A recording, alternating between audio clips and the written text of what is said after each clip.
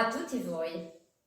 Sapete che mi è stata suggerita un'idea, quella di chiedere ai nostri pastori in che modo chiamassero i loro animali, perché chiaramente c'è un linguaggio.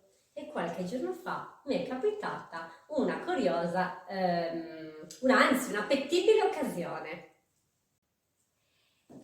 Mi trovavo a Cucureddu per prendere un po' d'acqua e ho visto, mentre me ne stavo andando, ho visto passare un signore, zio Eliasa.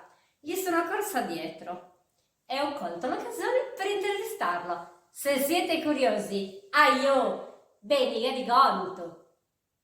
Aspetta che ti accompagno. Come stai? Discretamente. Ciao. Ciao. Non fi conoscente. Non mi vuoi conoscere? Oh, bagnosa. Manti cercao. E voi? Di depositare devo stay. Detto? No, devo a tu. Andavo su da compagno? No, che gente va su. Dai, che ci fai su due spazio. Io ne ho visti. Io già tanto salvatore. Ma è sfriuso, E che si mangia di presentazione. Dice tricchi?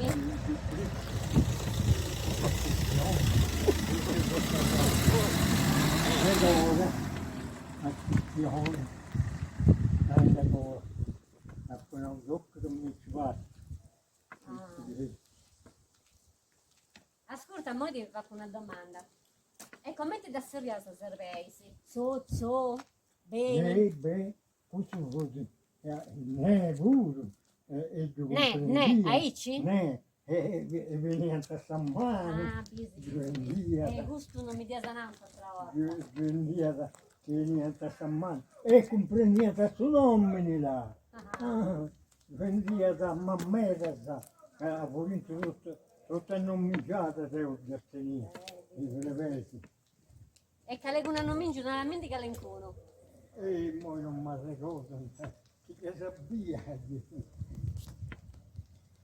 Era visto per la vicenda e generale, veniva da parecchi nomi, come persona.